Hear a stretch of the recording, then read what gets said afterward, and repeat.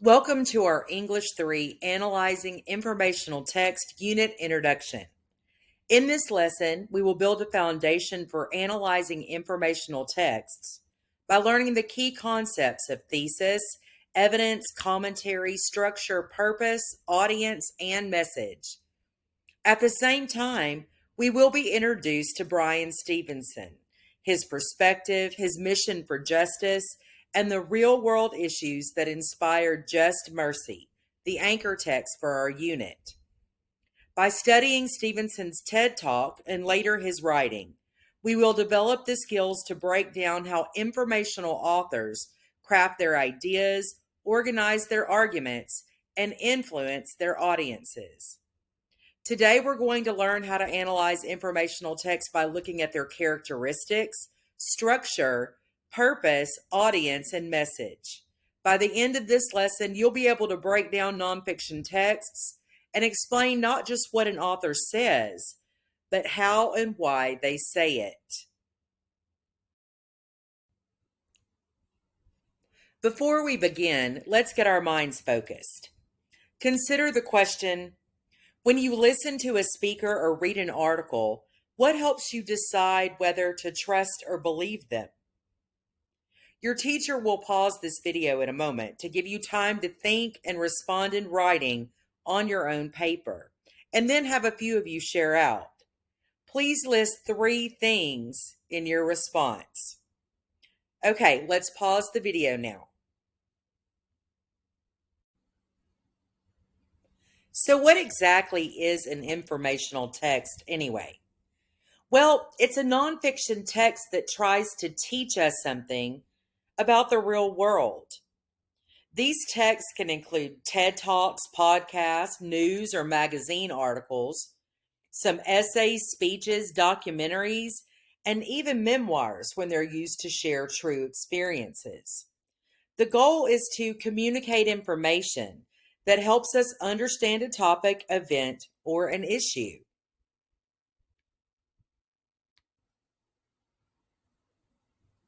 Informational texts can have different purposes. They might inform, explain, describe, analyze, evaluate, or even persuade. Because even when an author's goal is mainly to inform, their personal perspective often shows up in what they choose to emphasize. That's why it's so important to think about the author's purpose while you read. Strong informational texts share common characteristics. They have a clear thesis, strong supporting evidence and relevant examples, thoughtful commentary and analysis, and a meaningful conclusion that wraps everything up. These ingredients work together to make the author's message effective. Let's look at each of these characteristics.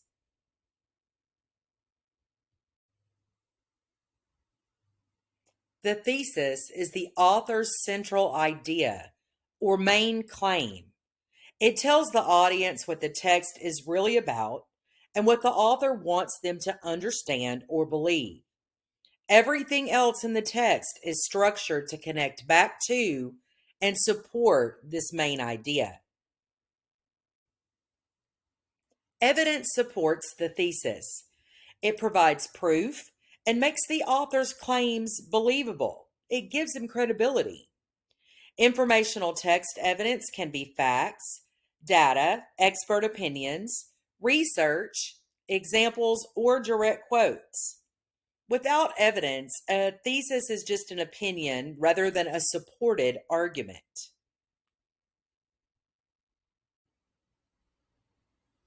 One type of evidence just mentioned was examples. Examples help readers relate to and visualize the topic.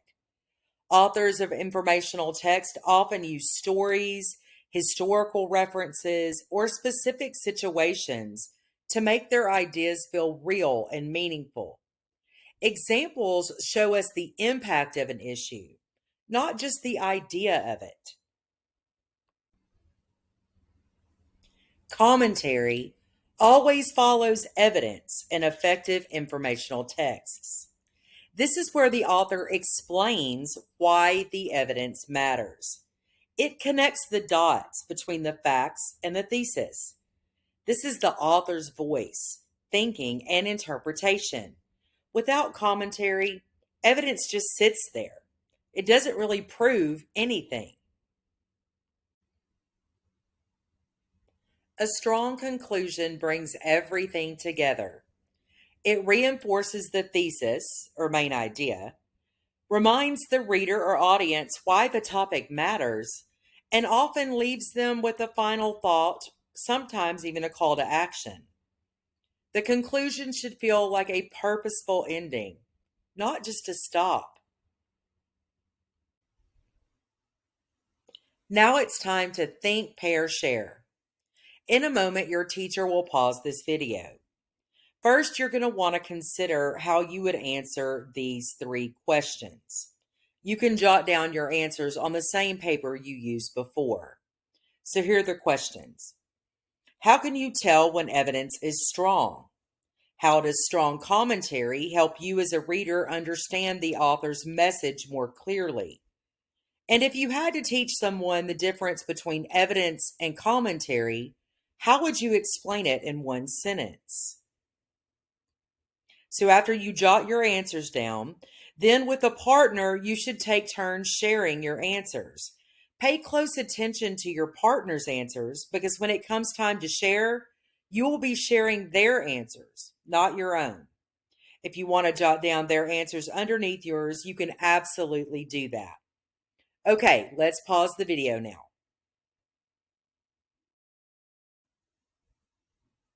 At this point, you're probably making a connection that you've seen these characteristics before. That's because the Oak Ridge paragraph uses the same elements we see in strong informational texts: a clear claim, embedded evidence, insightful commentary, and a thoughtful conclusion. Your writing should mirror what professional authors do.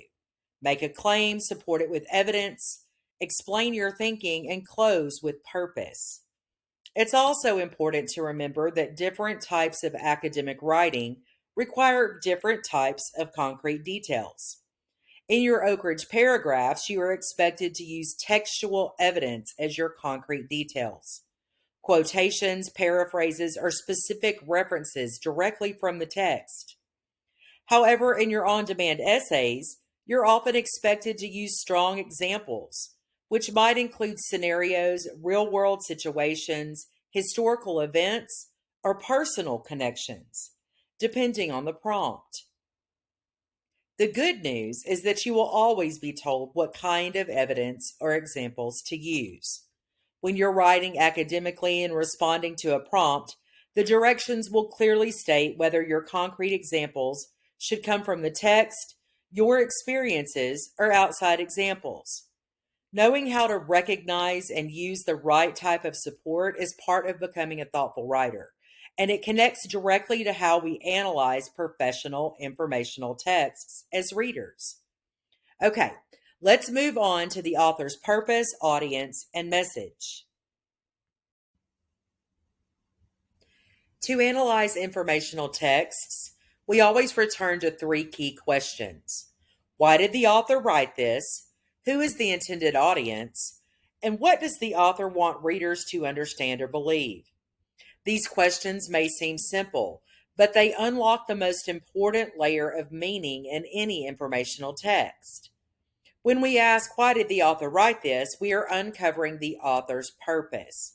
For informational texts, we always start by identifying the verb of the purpose, such as to inform, to explain, to describe, to analyze, or to evaluate. But strong readers don't stop there. We also look for the specific purpose connected to that individual text. In other words, we move from a general purpose verb to a precise statement. For example, instead of just saying the author's purpose is to inform, we push ourselves to be clearer. The author's purpose is to inform readers about the causes of wrongful convictions in the U.S. justice system.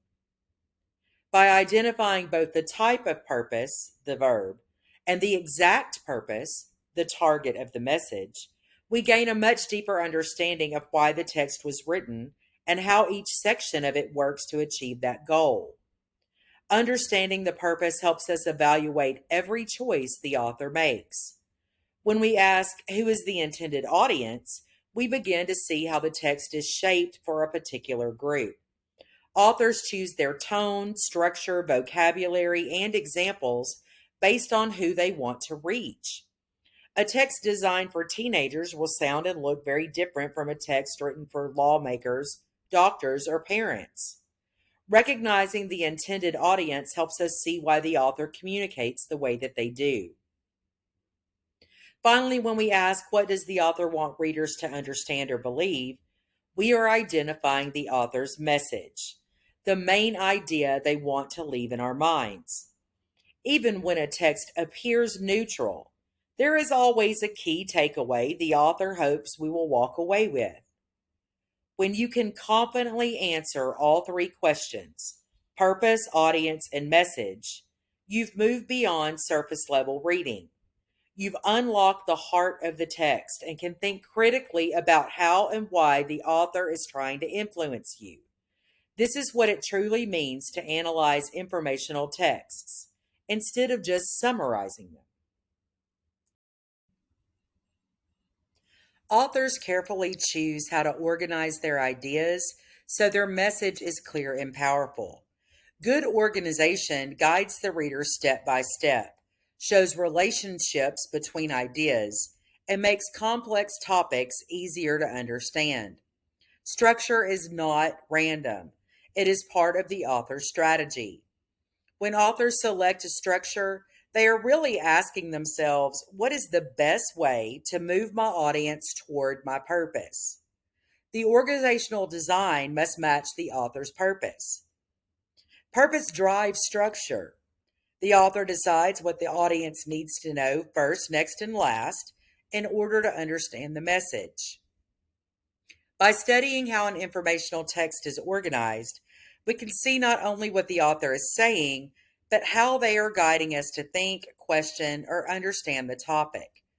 When we recognize the organizational choices an author makes, we are better able to evaluate how effectively they have achieved their purpose. Informational texts can follow different structures, such as cause and effect, problem and solution, chronological order, compare and contrast, or description. These common patterns help authors organize their ideas so readers can follow their thinking. However, it's important to remember that many informational texts don't stick to just one structure from beginning to end. Authors often blend or shift structures to fit their purpose, their message, and the needs of their audience. In this lesson, we will pay special attention to a structure called personal to universal, where an author begins with a personal story and then connects it to a much bigger issue or truth about society. This structure is especially powerful in speeches and memoirs because it builds emotional connection first and then expands to help the audience understand the larger message. When we analyze and evaluate structure, we ask, how does this structure help the author achieve their purpose? Does it make the message clearer, stronger, or more convincing? The structure should feel intentional and effective, not confusing or random. We must consider the author's perspective and bias. Perspective is the author's point of view, shaped by their experiences and their beliefs. Bias is the author's lean or slant towards one side of an issue. A helpful way to remember this is perspective is the lens and bias is the tilt. Even when authors present facts, their background and values influence how they tell the story and which details they choose to include or leave out. It's important to consider perspective and bias because informational texts are never created in a vacuum. Authors make intentional choices about tone, structure, examples, and evidence, and those choices can shape how we think or feel about an issue. When we recognize an author's perspective and watch for bias, we become stronger, more independent thinkers who can evaluate information instead of just absorbing it. Some informational texts are also hybrids, mixing information with persuasion. For example, a TED Talk might share facts while also urging the audience to take action or reconsider what they believe. That means, as readers and viewers, we must analyze both the content and the craft so we can understand not only what the author's saying, but why and how they are trying to influence us. Consider the concept that everything we read is actually an argument. So every informational text also makes an argument, even if it doesn't look like one. When an author creates a text, they are never just throwing information at us. They are trying to guide our thinking in a certain direction. Authors choose what to include, what to leave out, and what to emphasize. And those choices are intentional. For example, if a speaker only shares statistics that support one side of an issue, they are doing more than informing. They are quietly arguing for their point of view. This is why informational texts always reflect a perspective. The author's experiences, beliefs, and values act like a lens that shapes how the topic is presented. Even the order of ideas, the tone, and the examples they highlight can influence how we interpret the message. Understanding the author's lens helps us become active readers instead of passive receivers. Instead of accepting everything we hear or read as neutral truth, we learn to ask questions like, why did the author say that in that way? What are they hoping I will think, feel, or believe? Is there information that might be missing? When we read with that level of awareness, we are much harder to manipulate, and we gain the power to form our own conclusions based on evidence, not someone else's bias. Time for one last think and jot. Consider the question: how is an author's perspective connected to their purpose? Again, your teacher will pause this video in a moment to give you a chance to think and respond in your own words in writing, and then they'll have you share out. Teachers, please pause the video now.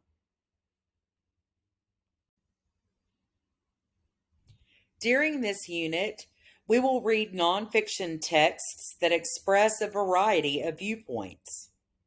Our goal is not to promote any particular belief, but to learn how authors communicate messages according to their purposes. You are always encouraged to think critically and form your own opinions. We are here to analyze how authors write and communicate, not agree or disagree with them. Before we begin our first analysis, you will learn about Bryan Stevenson, the lawyer, author, and founder of the Equal Justice Initiative. His life's work centers on fairness in the justice system, especially for children, the poor, and the wrongly convicted.